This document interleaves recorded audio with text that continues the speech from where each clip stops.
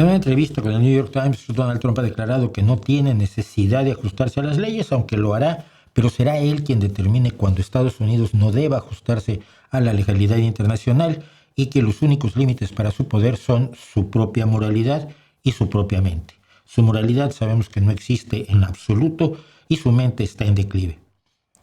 A eso añadió que no tendría ningún problema en sacrificar a la OTAN para hacerse con Groenlandia. Y la idea de hacerse con Groenlandia cada vez es más extraña conforme uno aprende o se informa de que Estados Unidos desde fines de la Segunda Guerra Mundial tiene derecho a poner cualquier cantidad de bases, cualquier cantidad de puertos, cualquier cantidad de instalaciones en Groenlandia a resultas de que Estados Unidos ocupó Groenlandia mientras Dinamarca estaba siendo ocupada por los nazis. Si tiene todas las facilidades necesarias para hacer de Groenlandia una base para la seguridad nacional que dice Trump que necesita, habría que preguntarse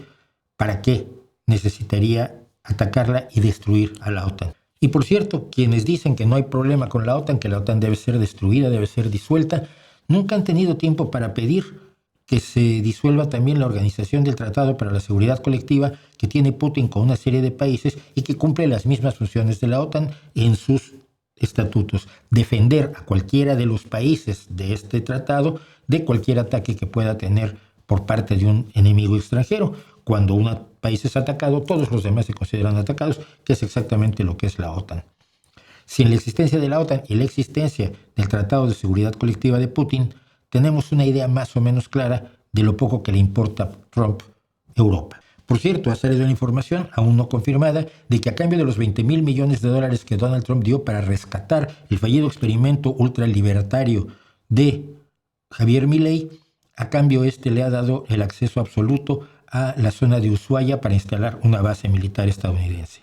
Lo que todo esto nos dice es que probablemente el mundo que conocimos hasta hoy, hasta principios de 2026, ya no existe. Puede seguir existiendo si Europa consigue defenderse y consigue reaccionar. Si no, el problema no es la OTAN, el problema no es Putin, el problema no es Trump, el problema es que todos los que no pertenecemos al mundo del poder estamos en peligro, vivimos en un mundo más inseguro y tenemos menos certezas de lo que pueda ser el futuro de nuestros hijos.